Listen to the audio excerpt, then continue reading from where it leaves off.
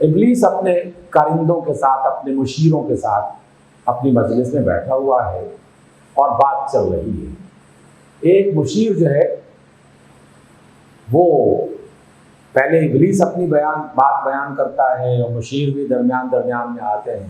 کیا بات کرتے ہیں؟ یہ عناصر کا پرانا کھیل، یہ دنیا دوں۔ دنیا کا معنی تو جانتے ہیں، لیکن دوں کا معنی ہے حقیر، بالکل بیکار قسم کی حقیر دنیا۔ اور اس حقیر دنیا میں جن عناصر کی بنیاد پر زندگی کو تخلیق کیا گیا، اور ایک زمانے میں ان عناصر کے بارے میں کہا جاتا تھا کہ جتنی مخلوقات زمین پر نظر آتی ہیں یہ پانی،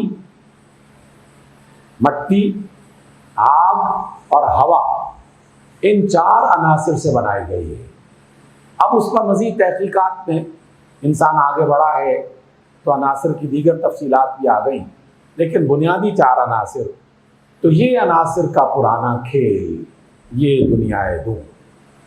آپ قرآن مجید کی وہ تمام آیات اپنے ذہن میں دہرانے کی کوشش کریں جس میں اللہ تعالیٰ نے یہ بتایا تھا کہ ہم نے آدم کی تخلیق کیسے کی تھی۔ تو آپ کے سامنے فوراً خیال آ جائے گا کہ جہاں مٹیاں اکٹھی کی گئی تھیں، پھر اس میں پانی ڈال کر اس کا گھارا بنایا گیا تھا، پھر مختلف پروسیس سے گزارا گیا تھا، یعنی اس میں آگ بھی شامل تھی، اس میں پانی بھی شامل تھا، اس میں ہوا اور مٹی بھی شامل تھی۔ تو یہ دنیا ان 4 بنیادی عناصر اور دیگر اس کے ذیلی عناصر ہیں، اس سے یہ وجود میں آئی تھی۔ یہ عناصر کا پرانا کھیل، یہ دنیا دوں، ساکنان عرش اعظم کی تمناؤں کا خوب۔ ساکنان عرش اعظم وہ کون تھے؟ فرشتے۔ اور فرشتوں کی جو تمنا تھی، اقبال کے پیش نظر قرآن آیات اس کی حمایت کرتی ہیں کہ وہ تو اپنے آپ کو سب سے بلند، سب سے برتر، عرش الہی کے بالکل قریب ان کی بستیاں آباد تھیں۔ اللہ تعالیٰ نے اپنے خاص دربار میں انہیں جگہ دے رکھی تھی۔ ساری کائنات میں فرشتے اپنے انداز میں گھوم پھر رہے تھے۔ وہ یہ سمجھتے تھے کہ ہم بڑی شے ہیں، لیکن اللہ تعالیٰ نے آدم کو بنا کے فرشتوں سے کہا کہ اس آدم کو سجدہ کرو۔ اب فرشتوں کا اندازہ ہوا کہ اچھا، ہم جس پائے کے اپنے آپ کو سمجھ رہے تھے، ہم تو اس پائے میں نہیں ہیں۔ یہ تو خاک اور پانی اور مٹی سے بنایا گیا پتلا جو ہے یہ ہم سے بھی بڑا ہے، کیونکہ بڑائی کسی شے میں نہیں ہوتی، بڑائی عطا کرنے والے کی وجہ سے ہوتی ہے۔ اس لیے پہلے اللہ تعالیٰ نے فرشتوں کو بڑا بنایا ہوا تھا، اور جب آدم کی تخلیق کا فیصلہ فرمایا تو آدم کے اندر وہ جوہر پیدا کر دیے کہ فرشتوں سے کہا کہ تم اس جوہر سے محروم ہو، اس لیے اس آدم کو سجدہ کرو۔ ابلیس نے کیوں نہیں سجدہ کیا تھا؟ اسی غرور میں آ کر کہ میں تو بڑی شے ہوں، میں کیوں سجدہ کروں؟ ساکنان عرش اعظم کی تمناؤں کا خون، اس کی بربادی بھی آج آمادہ ہے وہ کارساز جس نے اس کا نام رکھا تھا جہان کاف و نون۔ کاف اور نون سے لفظ بنتا ہے کن، اور کن کا معنی ہے ہو جا، اور کائنات کا لفظ بھی کن سے بنا ہے، کیونکہ کائنات جو ہو گئی، تو یہ جو کائنات ہے، ابلیس کہتا ہے کہ یہ آدم جو دنیا میں بھیج دیا گیا ہے، اور آدم کی رہنمائی کا یہ اتنا عظیم الشان سلسلہ قائم کر دیا گیا ہے، لگتا ہے کہ اللہ تعالیٰ نے اپنی کائنات کو برباد کرنے کا فیصلہ کر لیا ہے۔ اور پھر میں نے دکھلایا فرنگی کو ملوکیت کا خواب، میں نے توڑا مسجد و دیر و کلیسا کا فسوق۔ اب ابلیس اپنی کامیابیاں بتا رہا ہے کہ میں نے اس دنیا کو برباد کرنے کے لیے یا اپنے انداز میں سمجھانے کے لیے، ابلیس تو کہتا ہے کہ میں نے آباد کیا دنیا کو، لیکن حقیقت میں برباد وہ کر رہا ہے، اور اللہ نے اسے آباد کرنے کا طریقہ بتایا، ابلیس اسے برباد کرنے کا نام دے رہا ہے۔ کہتے ہیں کہ فرنگی کو میں نے ملوکیت کا راستہ دکھایا تھا۔ پھر جتنے بھی عبادت خانے دنیا میں پائے جاتے ہیں، چاہے اس کا نام مسجد ہو، دیر ہو، کلیسا ہو، اس کا جادو میں نے ہی توڑا تھا۔ میں نے ناداروں کو سکھلایا سبق تقدیر کا، میں نے منعم کو دیا سرمایہ داری کا جنوں۔ یہ وہ تمام خرابیاں ہیں جو شیطان نے اس زمین میں پیدا کی تھی۔ اس میں سے ایک خرابی ہے تقدیر کا بہانہ بنا کر تمام تر ناکامیوں، برائیوں اور ان خرابیوں کا الزام اللہ تعالیٰ پہ لگا دو کہ یہ تو ہماری تقدیر میں لکھا ہوا تھا، اور اللہ تعالیٰ نے حالانکہ ایسا نہیں لکھا ہوا تھا۔ اللہ کی تقدیر کا معنی کچھ اور ہے، ابلیس نے اس تقدیر کا معنی کچھ اور بنا کے ہمیں سکھا دیا، اور ناداروں کو، غریبوں، مفلسوں کو ہم نے سکھایا کہ یار تمہاری تقدیر میں یہی لکھا تھا، بس ٹھیک ہے، بھوکے ہو تو کیا کرو، مر گئے تو کیا کرو، علاج کے لیے نہیں دوا دارو، تو بس یہی تمہاری قسمت تھی۔ تو شیطان انسان کی ناکامیوں کا الزام تقدیر کے ذریعے در حقیقت اللہ پہ لگاتا ہے، اور یہ شیطان کا سکھایا ہوا سبق ہے۔ رسول اللہ صلی اللہ علیہ وسلم نے جو تقدیر کا معنی بتایا وہ اس کے بالکل برعکس ہے۔ وہ نظام کائنات کو چلانے کے لیے اللہ تعالیٰ کی قدرت، اس کا ارادہ، اس کا فیصلہ ہے، اور وہ اپنے فیصلے کس انداز میں کرتا ہے، کس طریقے سے کرتا ہے، اس کو سمجھنے کے لیے ایک الگ موضوع درکار ہے۔ میں نے منعم کو دیا سرمایہ داری کا جنوں۔ منعم کہتے ہیں دولت مند کو۔ میں نے اسے سکھایا کہ اچھا اتنی دولت ہے، یہ تو بہت کم ہے، مزید بناؤ۔ جس کے پاس لاکھ تھے وہ ہزاروں، لاکھ، کروڑوں کے چکر میں آ گیا، جس کے پاس کروڑوں تھے وہ اربوں کے چکر میں آ گیا، اور بڑھتا ہی چلا گیا، اور یہ کبھی ختم نہ ہونے والا ہے۔ کون کر سکتا ہے اس کی آتش سوزاں کو سرد؟ ابلیس کہتا ہے کہ میں نے جو آگ لگائی ہے نا اس دنیا میں، کون ایسا آ سکتا ہے جو میری اس لگائی ہوئی آگ کو بجھا سکے؟ جس کے ہنگاموں میں ہو ابلیس کا سوزے دروں۔ جو درد اور تکلیف ابلیس نے انسان کے جسم میں پیدا کر دی ہے، تو کون اس کا علاج کر سکتا ہے؟ جس کی شاخیں ہوں ہماری آبیاری سے بلند، کون کر سکتا ہے اس نخل کوہن کو سرنگوں؟ ابلیس کہتا ہے جناب یہ سرمایہ داری کا پیڑ ہم نے لگایا ہے، دولت اور مال کی ہوس یہ ہم نے لگائی ہے، کون اس ہوس کو ختم کر سکتا ہے؟ اس پیڑ کو کون کاٹ سکتا ہے؟ جیسے میں نے مثال دی، قارون کے زمانے سے لے کر آج تک، اور آج سے قیامت تک ایسا ہی ہوتا رہے گا۔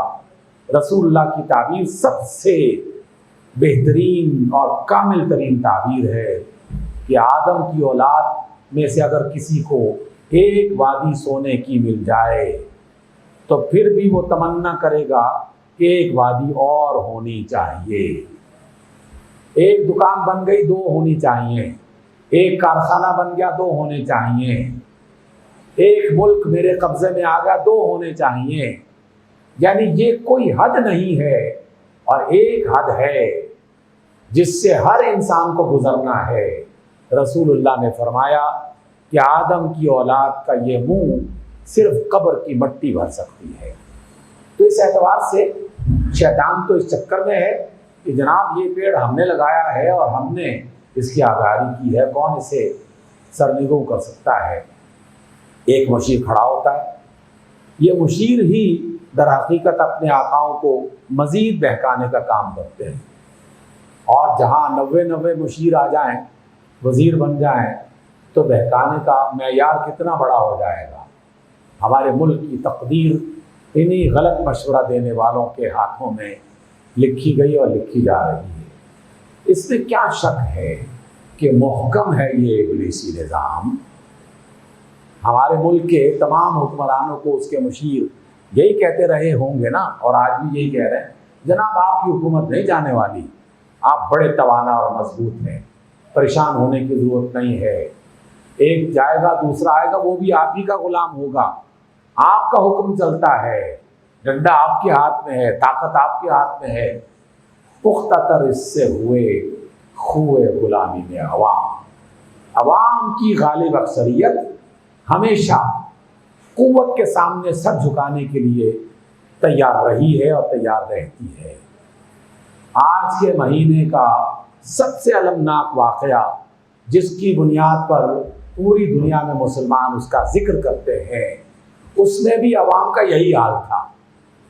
چند دن پہلے پورے کوفہ میں صدا لگائی گئی تھی کہ جناب ہم حسین کے ساتھی ہیں اور ہم انہیں خلیفہ بنانے کے لیے، امیر بنانے کے لیے تیار ہیں۔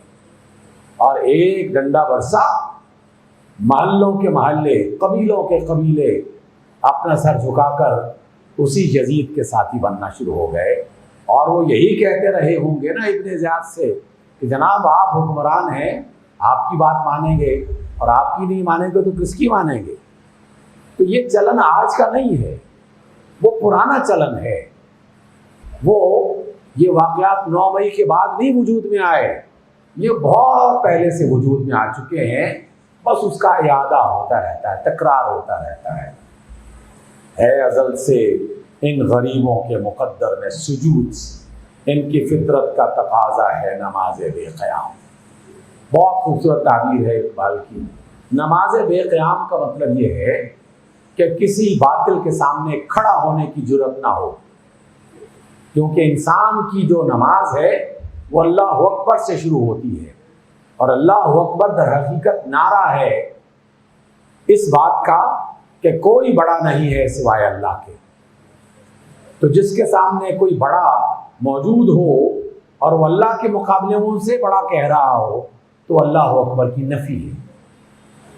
تو مسلمانوں کی نماز بقول اقبال کے رکوع اور سجدے سے شروع ہوتی ہے اور رکوع اور سجدے پہ ختم ہو جاتی ہے، حالانکہ مسلمان اور مومن کی نماز قیام سے شروع ہوتی ہے اور قیام پہ ختم ہوتی ہے، اس لیے کہ قیام دشمن اور باطل کے سامنے کھڑے ہو کر اللہ اکبر کی صدا لگانا ہے کہ اللہ کے سوا کوئی بڑا نہیں، اللہ کے قانون کے مقابلے میں کوئی قانون کسی کا بڑا نہیں، اللہ کے نظام کے مقابلے میں کسی اور کا نظام بڑا نہیں۔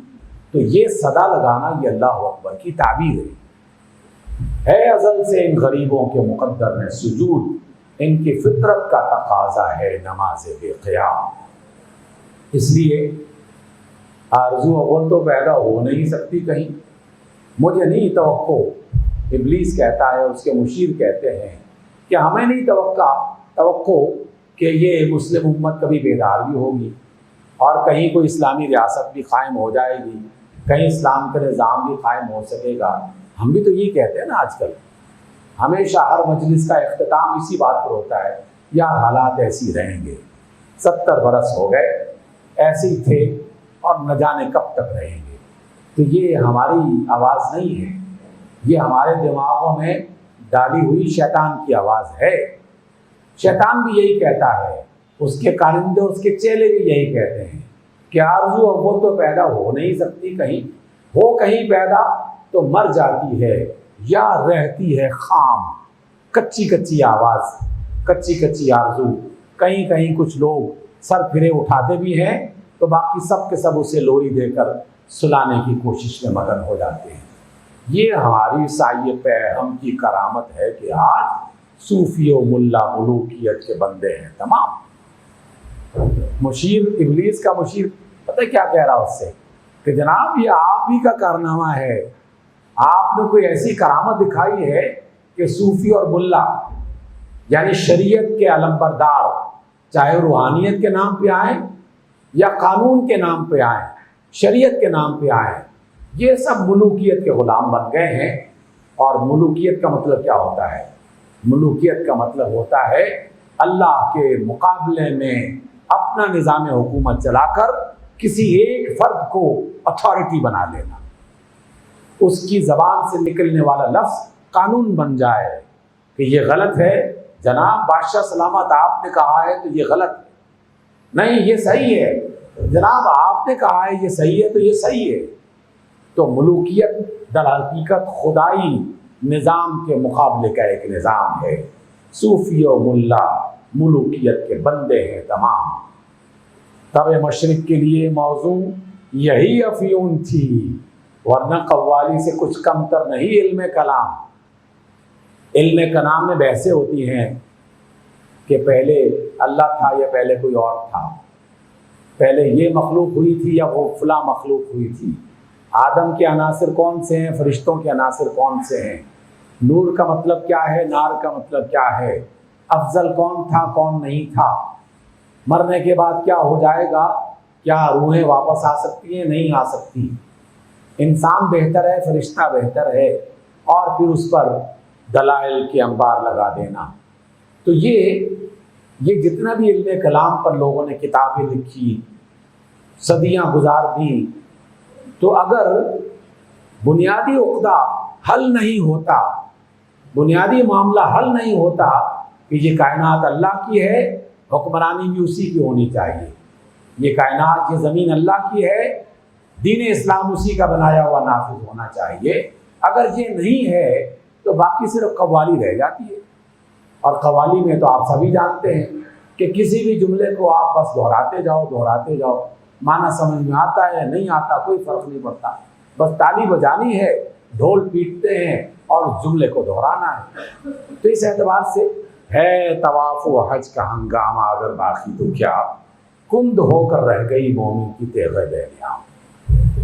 لاکھوں افراد جانتے ہیں اس سال گزشتہ مہینے میں کتنے لاکھ افراد حج بیت اللہ کے لیے جمع ہوئے تھے، اور کتنے انسانوں کی زندگی حج کے بعد بدلی ہے۔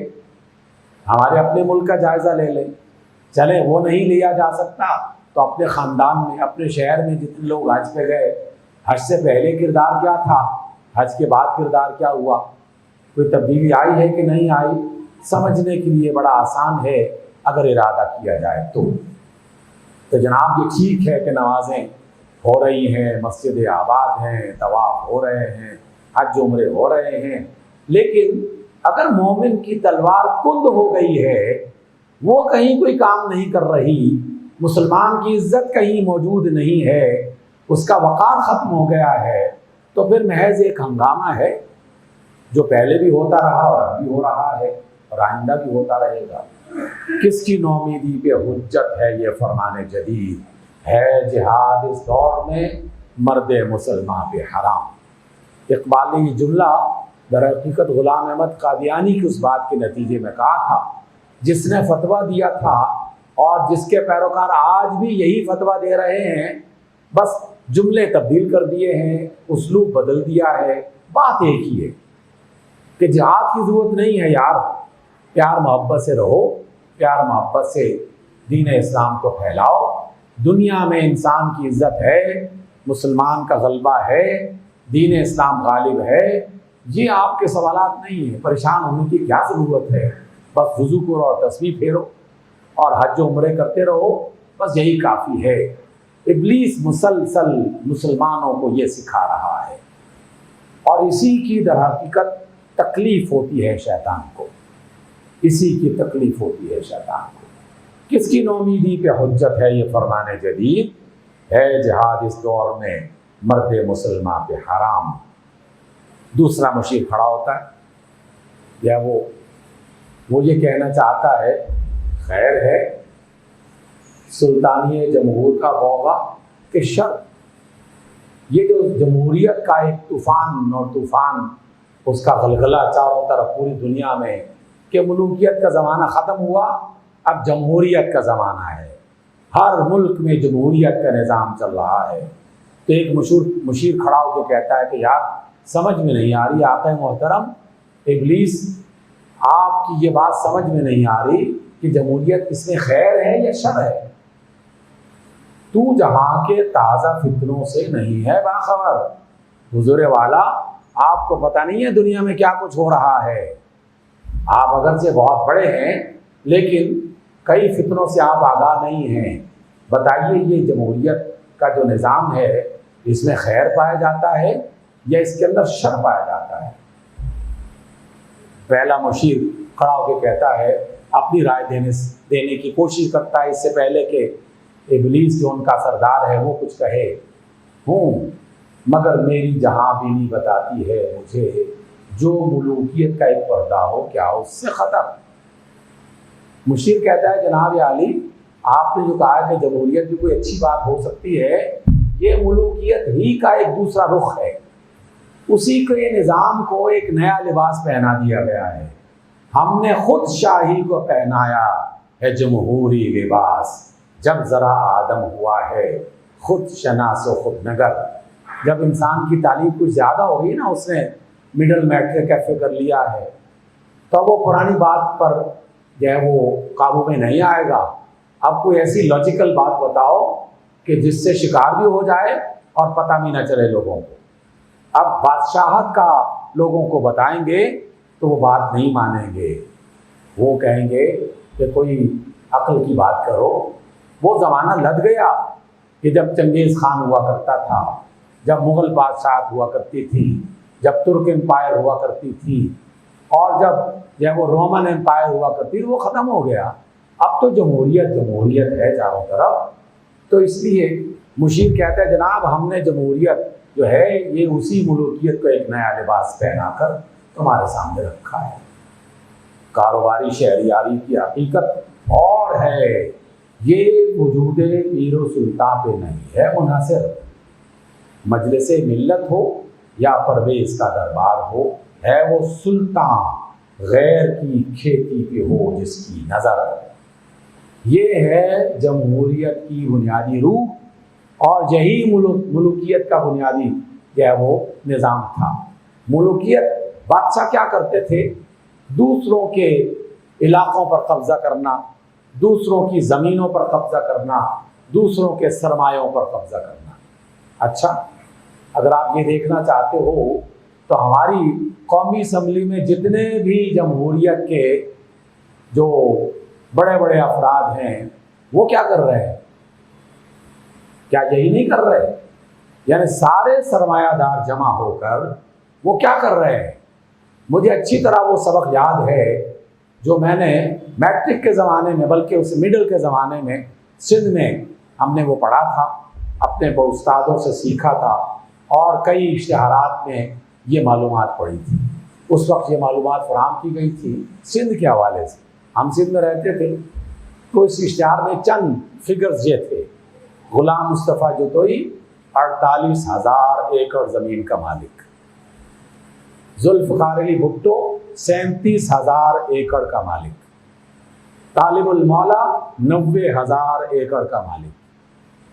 یہی صورتحال جنوبی پنجاب کی، یہی صورتحال بلوچستان کی. تو وہی سرمایہ دار نئے ناموں نئے لباس کے ساتھ، لیکن اب ان کے ساتھ سلطان نہیں لکھا ہوتا، میر نہیں لکھا ہوتا، بادشاہ سلامت نہیں لکھا ہوتا. اب لکھا ہوتا ہے MNA، اب لکھا ہوتا ہے MPA، اب لکھا ہوتا ہے سینیٹر. لیکن سب کا ایک ہی بنیادی کام ہے کہ میرے 2 مربع تھے تو میرا دور حکومت ختم ہوگا تو وہ 2 مربع 50 مربعوں میں تبدیل ہو جانا چاہیے. 1 کروڑ تھا تو یہ نظام حکومت، میرا دور ختم ہوگا تو 5 کروڑ تو ہونے چاہیے نا. 1 شوگر مل تھی، 5 شوگر ملز ہونے چاہیے. بنیادی روح کیا ہے کہ لوگوں کے سرمایہ پر کس طرح قبضہ جمایا جائے. یہ ملوکیت کی روح تھی، اور جمہوریت کے نظام میں یہی ہو رہا ہے وہ سلطان غیر کی کھیتی بھی ہو جس کی نظر. اور جناب عالی، صرف یہ یہاں کے MNA اور یہاں کے MPA نہیں ہیں. آپ یہ مت سمجھیں کہ امریکہ اور برطانیہ اور جاپان کے MNA یہ نہیں کر رہے. وہاں یہ کھیل بڑی سطح کا ہوتا ہے، بڑے پیمانے پر ہوتا ہے. وہاں کے MNA اور MPA ممکن ہے یہ نہ کر رہے ہوں، لیکن وہاں کا مجموعی جمہوری نظام یہی کر رہا ہے. اس لیے وہ کسی مربع اور کسی مل پر قبضہ نہیں کرتا، وہ پاکستان پر قبضہ کرتا ہے، ایران پر قبضہ کرتا ہے، ترکی پہ قبضہ کرتا ہے، ملائیشیا اور انڈونیشیا پہ قبضہ کرتا ہے.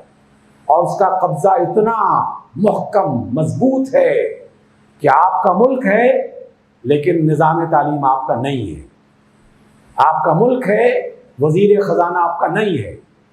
اور وزیر خزانہ بے شک آپ ہی کے کسی خاندان میں پیدا ہوا کوئی فرد ہو، لیکن اس کے پیچھے جو فکر کام کر رہی ہے، جو نظریہ کام کر رہا ہے، وہ نظریہ وہاں سے آتا ہے. اس لیے انہوں نے ملکوں کو شکار کرنا شروع کر دیا. بنیادی روح وہی ہے. پہلے افراد کو شکار کیا جاتا تھا، اب ملکوں کو شکار کیا جاتا ہے. تو بادشاہ کیا کرتے تھے؟ فرعون اور نمرود کیا کرتا تھا؟ یہی تو کرتا تھا نا، لشکروں کو لے کر ملکوں پہ چڑھائی کرتا تھا۔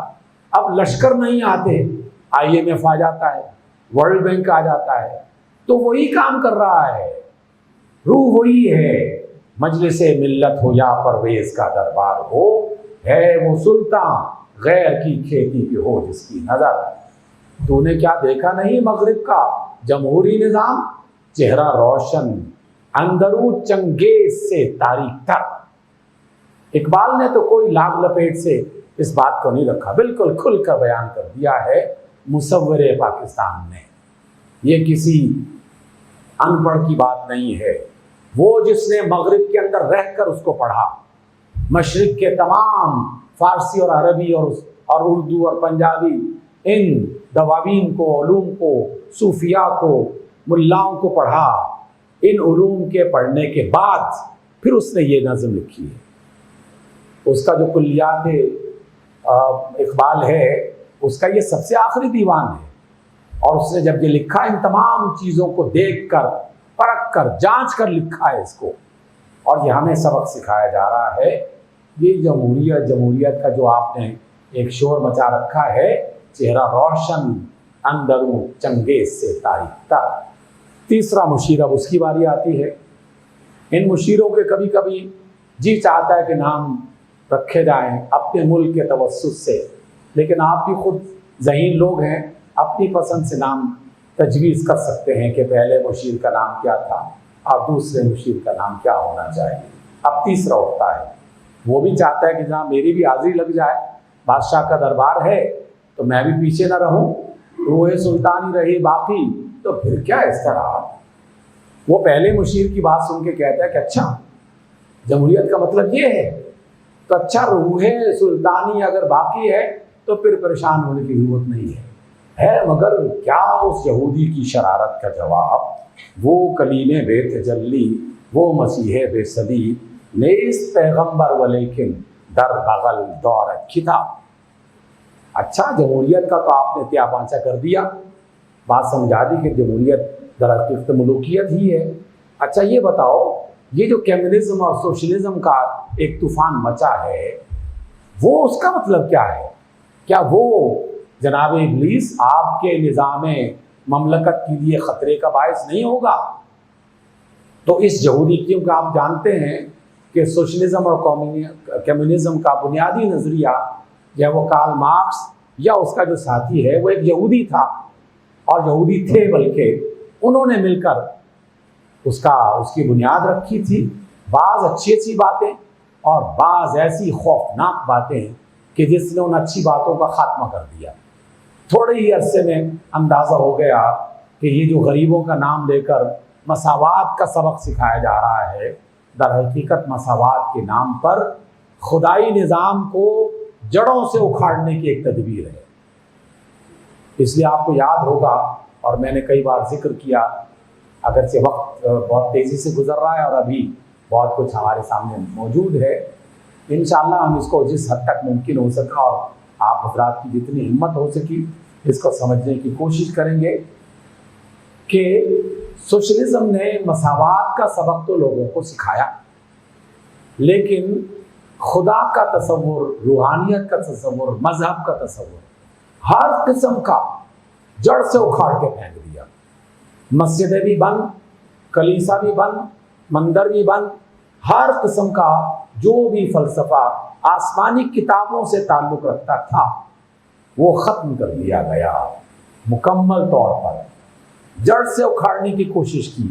خدا کی زمین پر خدا کی بات کو جڑ سے اکھاڑنے کی کوشش، لیکن 70 برس کے اندر اندر دنیا والوں کو پتہ چل گیا کہ خدا کا مقابلہ کوئی نہیں کر سکتا۔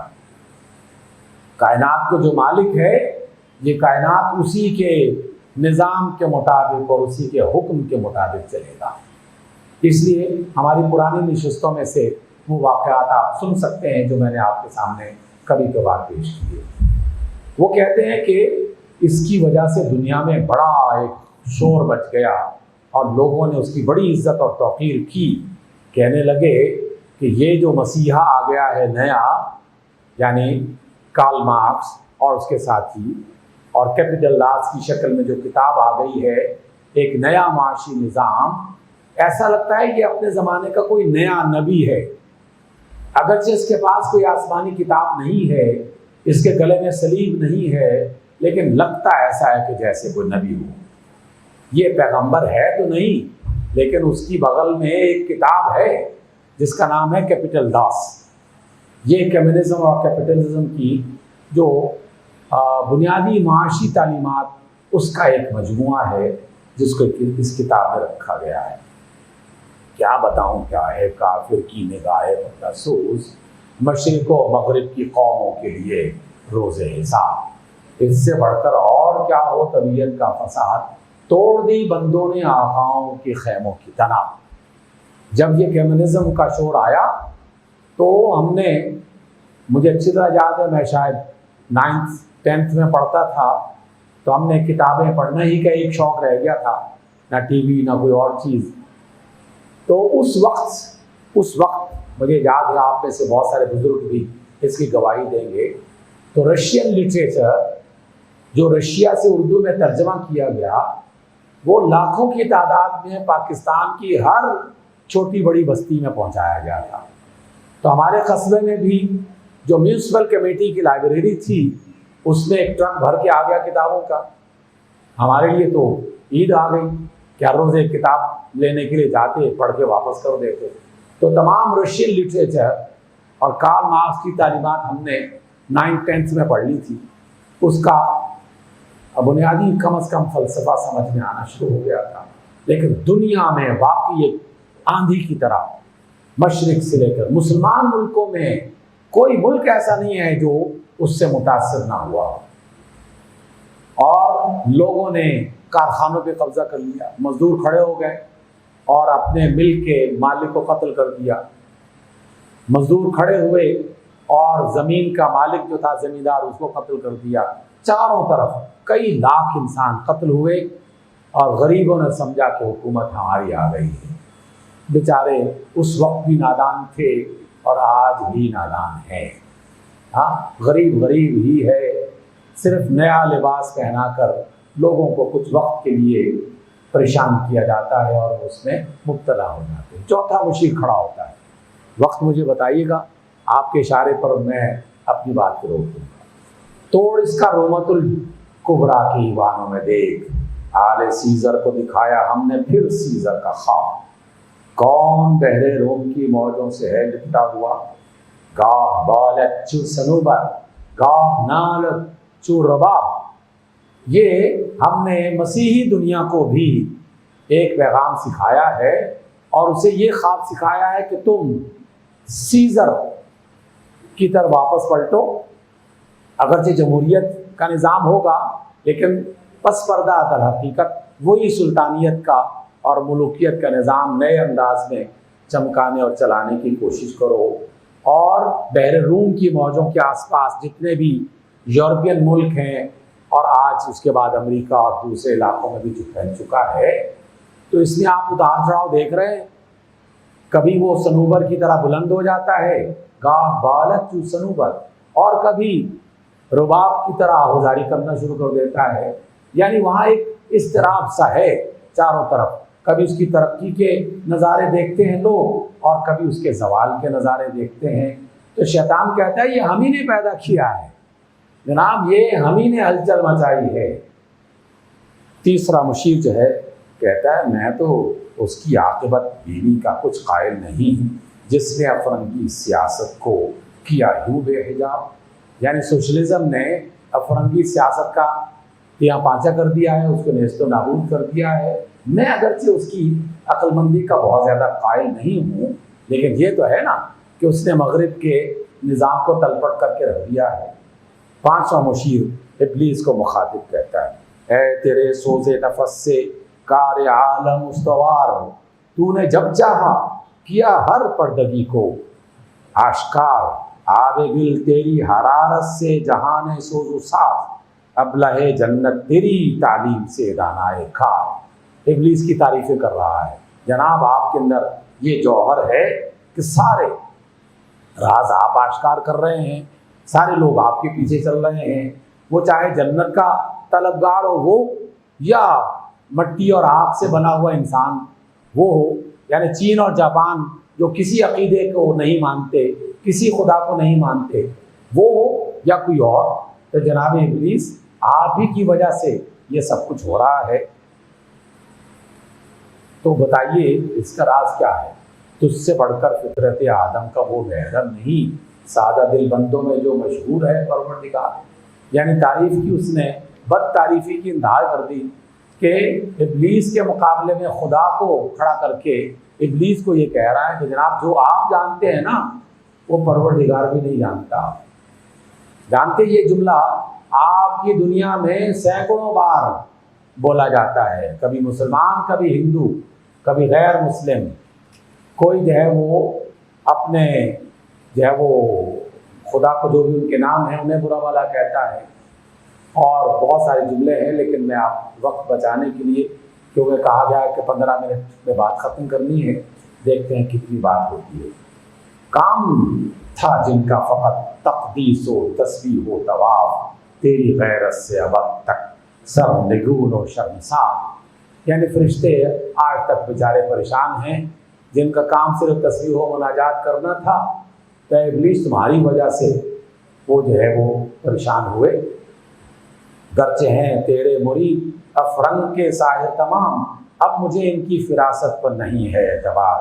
وہ یہودی فتنہ گر گروہ مصدق کا بروز، ہر تباہ ہونے کو ہے اس کے جنوں سے تار تار۔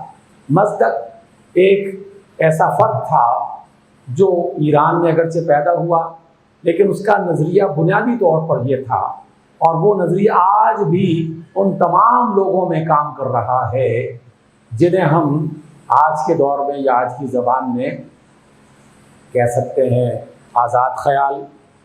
ہاں، آزاد خیال جو لوگ ہیں وہ یہی کہتے ہیں۔ اس کا بنیادی نظریہ یہ تھا کہ جناب جس طرح زر آپ کو جہاں سے ملے آپ اس کو کمانے کی کوشش کریں، حاصل کرنے کی، جائز ناجائز کے بارے میں مت سوچیں۔ زمین جس کی بھی قبضے میں آ سکے قبضہ کر لو، جائز ناجائز کی بات مت سوچو۔ عورت جس کی بھی قبضے میں آ جائے بس اختیار کر لو، وہ تمہاری ملکیت ہے۔ یہ زن زر زمین ایک ہی چیز ہے، یہ سب سے پہلے مصدق نے تصور کیا، اور اس کے بعد اور بھی بہت سارے حواری اور ساتھی پہلے بھی تھے لیکن بعد میں زیادہ۔ تو یہ فتنہ آج بھی موجود ہے، اور آج کے مغرب میں یہی بات کئی پیرایوں سے کہی جاتی ہے، اور یہ جملہ بہت سارے ناداں مسلمان بھی اور یونیورسٹیوں کے نوجوان بھی کہنے میں کوئی حرج محسوس نہیں کرتے کہ یار نکاح کرنے کی کیا ضرورت ہے، جب ہر چیز بازار سے میسر ہے تو پھر جاؤ، جیسے ہم کھانے پینے کی چیزیں بازار سے لے لیتے ہیں، تو اس چیز کے لیے بھی اگر دل میں کوئی جذبہ پیدا ہو تو بے شمار لوگ ہیں جو بازاروں میں دکانیں سجا کے بیٹھے ہوئے ہیں۔ تو اس لیے ہر قبا ہونے کو ہے اس کے جنوں سے تار تار، زاغ دشتی ہو رہا ہے ہم سرے شاہین و چرخ۔ چرخ بھی ایک طرح کا شاہین ہوتا ہے، اور زاغ کہتے ہیں کوے کو۔ صحرا کا کوا جو ہے وہ شاہین بننے کے چکر میں آ گیا ہے۔ کتنی صورت سے بدلتا ہے مزاج روزگار۔ یہ دنیا کا مزاج، دنیا میں انسانوں کے مزاج کتنی جلدی بدلتا ہے۔ کیا ابھی آپ نے نہیں دیکھا 9 مئی سے پہلے مزاج کیا تھا؟ بہت سے لوگوں کا 9 مئی کے بعد کیا ہو گیا، کیسے ہر روز ایک نئی مثال لوگوں کے سامنے یہ کہہ رہی ہوتی جناب اچانک ضمیر بیدار ہو گیا ہے اور میں نے اب جانا ہے کہ حق کیا تھا، پہلے تو پتہ ہی نہیں تھا، اب جانا ہے۔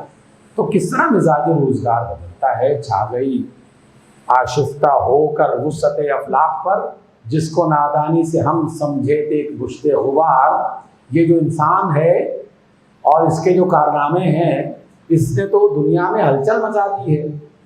ہم اسے مٹی کی ایک مشت خاک سمجھتے تھے، لیکن یہ تو بہت ہی کام کی چیز اور بڑی خطرناک چیز بن کے سامنے آ گئی ہے۔ فتنہ فردا کی ہیبت کا یہ عالم ہے کہ آج کامتے ہیں کو سارو مرغزارو جوئے بار۔ میرے آقا وہ جہاں زیر و زبر ہونے کو ہے، جس جہاں کا ہے فقط تیری سیادت پر مدار۔ جناب ابلیس، آپ جس کے قائد اور جس کے لیڈر بننا چاہتے ہیں اور بنے ہوئے ہیں، لگتا ایسا ہے کہ یہ جہان عنقریب تباہ ہونے والا ہے۔ ابلیس اپنے مشیروں سے کہتا ہے میرے دست تصرف میں جہان رنگ و بو، ساری دنیا میرے قبضے میں ہے، پریشان ہونے کی ضرورت نہیں ہے۔ کیا زمین، کیا مہر و مہ، کیا آسمان تو بتو، یہ جتنے بھی آسمان ہیں چاہے 7 ہوں یا 5 ہوں، اور دنیا میں چاند ستارے، ان کی کہکشائیں سب میرے قبضے میں ہیں۔ دیکھ لیں گے اپنی آنکھوں سے تماشا غرب و شرق۔ میں نے جب گرما دیا اقوام یورپ کا لہو، میں نے جب یورپ میں چنگاری، آگ اور جنگ کی مچا دی نا، پھر پتہ چلے گا کہ یہ دنیا میں انسان کیا کمال دکھا رہا ہے۔ انسان کو اس کا موقع ہی نہیں ملے گا۔ کیا امامان سیاست، کیا کلیسا کے شیوخ سب کو دیوانہ بنا سکتی ہے میری ایک ہوں کارگاہ شیشہ، جو نادا سمجھتا ہے اسے توڑ کر دیکھے تو اس تہذیب کے جام و ثبوت۔ دست فطرت نے کیا ہے جن غریبانوں کو چاک، مزدقی منطق کی سوزن سے نہیں ہوتے رفو۔ یہ مزدق کا جو فلسفہ ہے اس سے میرا جو زخم لگایا ہوا ہے، اور میں نے انسانیت کا لباس جس طرح سے چیر پھاڑا ہے، اس کو یہ دوبارہ نہیں سی سکتا۔ سوزن سوئی کو کہتے ہیں، اور رفو کہتے ہیں پھٹے ہوئے لباس کو دوبارہ سے جوڑنا اور سینا۔ کب ڈرا سکتے ہیں مجھ کو اشتراکی کوچہ گر، یہ پریشان روزگار، آشفتہ مغز، آشفتہ منہ۔ آشفتہ کہتے ہیں پریشان، جس کا دماغ پریشان ہے، جس کے بال بکھرے ہوئے ہیں، اور جو کاروبار چمکانے کے لیے اور کھانا کھانے کے لیے وہ پریشان ہے، وہ مجھے کہاں شکست دے سکتا ہے۔ اس لیے میرے مشیروں، پریشان ہونے کی ضرورت نہیں ہے، نہ اشتراکیت سے، نہ جمہوریت سے، نہ ملوکیت سے ہے۔ اگر مجھ کو خطر کوئی تو اس امت سے ہے جس کی خاص سر میں ہے اب تک شرار آرزو۔ یہ آرزو آپ کے دلوں میں ہے نا کہ کوئی وقت آئے گا جب امت بیدار ہوگی، کوئی وقت آئے گا جب اسلامی مملکت وجود میں آئے گی۔ تو ابلیس کو اس کی فکر سب سے زیادہ ہے کہ یہ امت جو ہے، یہ اس کے اندر آرزو ابھی زندہ ہے۔ خال خال اس قوم میں اب تک نظر آتے ہیں، وہ کرتے ہیں اشک سحرگاہی سے جو ظالم وضو۔ کیا آپ کے گھروں میں کوئی بزرگ ایسا نہیں ہے جو رات کو تہجد کی نماز پڑھتا ہو؟ پاکستان میں اب بھی الحمدللہ، اللہ کا شکر ہے، لاکھوں لوگ ایسے ہیں جو تہجد کے لیے باقاعدہ اٹھتے ہیں اور رو کر اپنا وضو کرتے ہیں، آنسوؤں سے، پانی سے نہیں، آنسوؤں سے وضو کرتے ہیں۔ ابلیس کو ان بزرگوں سے خطرہ ہے بڑا، آپ لوگوں کے اندر کی اس آرزو سے خطرہ ہے۔ جانتا ہے جس پہ روشن باطن ایام ہے، مصداقیت فتنہ فردہ نہیں، اسلام ہے۔ جانتا ہوں میں کہ یہ امت حامل قرآن نہیں ہے، وہی سرمایہ داری بندہ مومن کا دین۔ جانتا ہوں میں مشرق کی اندھیری رات میں بے ید بیضا ہے پیران حرم کی آستین۔ عصر حاضر کے تقاضاؤں سے ہے، لیکن یہ خوف ہو نہ جائے آشکارا، شرع پیغمبر کہیں۔ بر صغیر میں شاہ ولی اللہ محدث دہلوی اس شمع کو جلانے والے، ان کے بعد جمال الدین افغانی، ان کے بعد سید مودودی، ان کے بعد اور بہت سارے لوگ، یہ چراغ اب بھی جل رہے ہیں۔ پوری دنیا میں ہر ملک میں کوئی نہ کوئی ایسا فقیر موجود ہے، ایسا درویش موجود ہے جو دنیا کے کسی خوف اور خطرے سے ڈرتا نہیں ہے۔ اس نے آندھیوں کے سامنے اپنے چراغ جلا کے ان کی حفاظت میں لگے ہوئے ہیں۔ الحذر، آئین پیغمبر سے 100 بار الحذر۔ الحذر کا معنی ہے بچ کے رہنا، بچ کے رہنا، ڈر کے رہنا۔ اے میرے مشیروں، اگر ڈرنے کی بات ہے تو اس آئین پیغمبر سے ڈرنے کی بات ہے۔ حافظ ناموس زن، مرد آزما، مرد آفری۔ بہت بڑا نقطہ ہے مسلمانوں کے لیے۔ غیر مسلم دشمنی پہ آتا ہے تو عورت کی عزت و آبرو کو برباد کرتا ہے، مسلمان دشمنی پہ آتا ہے تو عورت کی عزت و آبرو کی حفاظت کرتا ہے۔ عورت کی عزت و آبرو کی حفاظت کرتا ہے۔ یہ بنیادی فرق ہے۔ اپنے ملک میں، کسی بھی ملک میں اگر کسی عورت کی عزت و ناموس کو کوئی بھی فرد، پولیس کا ہو، فوج کا ہو، عام افراد کے لوگوں میں سے کوئی ہو، جس نے عورت کی عزت و ناموس کو نقصان پہنچایا، اس کا شریعت سے کوئی تعلق نہیں ہے، وہ ابلیس کا ساتھی ہے، کیونکہ اسلام حافظ ناموس زن، مرد آزما، مرد آفرین، مردوں کی طرح مقابلہ کرتا ہے، چھپ کر پیٹھ کے پیچھے وار نہیں کرتا۔ اقبال سکھا رہے ہیں، میں تو محض بیان کرنے والا ہوں، لیکن ایمان اور یقین کی بنیاد پر بیان کر رہا ہوں، اس لیے میں بھی اسی کی حمایت کرتا ہوں۔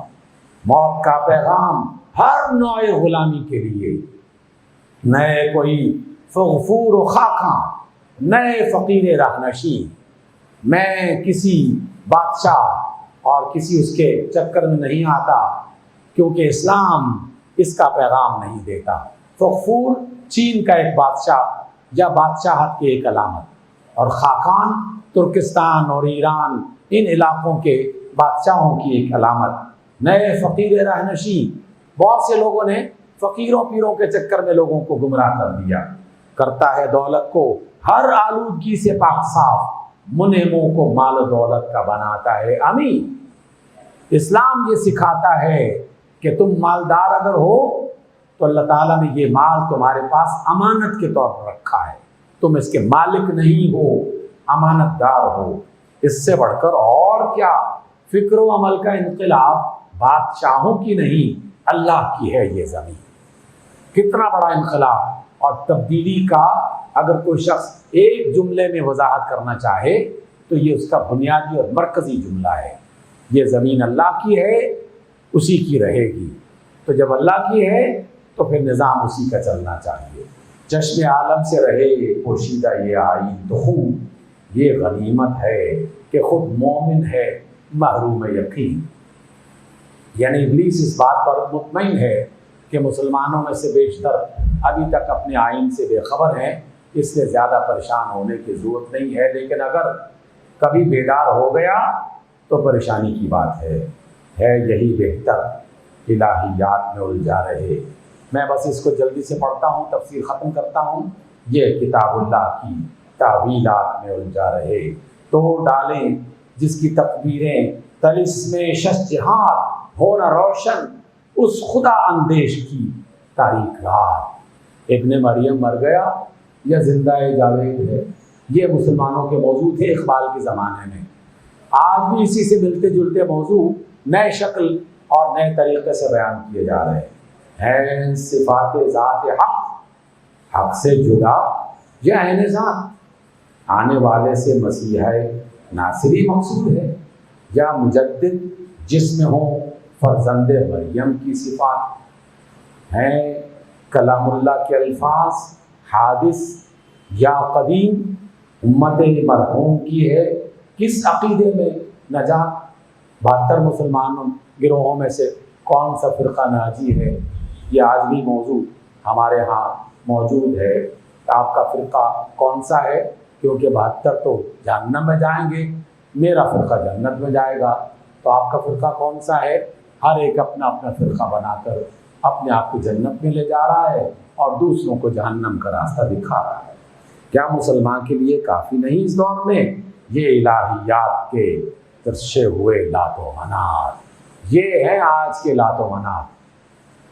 تم اسے بیگانہ رکھو عالم کردار سے، تا بساط زندگی میں اس کے سب مہرے ہمار۔ ایک جملہ میں اس میں ضرور کہنا چاہوں گا، اگر اس کی واقعی آپ صحیح تعبیر دیکھنا اور سننا چاہتے ہیں تو 9 اور 10 محرم کو پاکستان کے تمام سرکردہ جو ذمہ داران ہیں ان کا پیغام ٹی وی ریڈیو پہ سنیے، دیکھیے اور پھر ان کا کردار جانچیے، دونوں کا موازنہ کیجیے کہ کیا کیا رہا ہے اور کر کیا رہا ہے۔ اس لیے کہ کہنا ایک جملہ ہے لیکن کردار اس سے قربانی مانگتا ہے۔ یزید کو گالی دی جائے گی لیکن یزید کا کردار اپناتے ہوئے اپنی روش پر قائم رہنے والے لوگ کس کے ساتھی ہوں گے، فیصلہ اللہ تعالیٰ کر رہا ہے، مسلمان سمجھدار کر سکتے ہیں۔ اس لیے اقبال نے فرمایا ابلیس کی زبان سے کنارے بے شک جو مرضی لگاتا رہے، بیان جو مرضی جاری کرتا رہے، اس کی پرواہ مت کرو۔ ہاں، کسی کے کردار میں یہ تبدیلی نہیں آنی چاہیے، تم اسے بیگانہ رکھو عالم کردار سے، تا بساط زندگی میں اس کے سب مہرے ہو ماں، خیر اسی میں ہے قیامت تک رہے مومن غلام، چھوڑ کر اوروں کی خاطر یہ جہان بے ثبات ہے وہی شعر و تصوف اس کے حق میں خوب تر، جو چھپا دے اس کی آنکھوں سے تماشائے حیات، ہر نفس ڈرتا ہوں اس امت کی بیداری سے میں، ہے حقیقت جس کے دین کی احتساب کائنات۔ یہ احتساب کائنات اتنا بڑا جملہ ہے کہ سائنس اور ٹیکنالوجی کی ساری کتابیں اس میں سمٹ سکتی ہیں۔ دنیا میں جس میدان میں جو تحقیق ہو رہی ہے در حقیقت وہ احتساب کائنات ہے۔ بہت بڑا جملہ ہے، اس کی وضاحت کے لیے کئی لیکچرز کی ضرورت ہے۔ مست رکھو ذکر و فکر صبح گاہی میں سے، پختہ تر کر دو مزاج خانقاہی میں سے۔ اللہ تعالی ہمیں عقل، سوچ، فہم عطا کرنے کے بعد اچھے کردار کو اپنانے کی قوت عطا فرمائے۔ اقول قولی ھذا واستغفر اللہ۔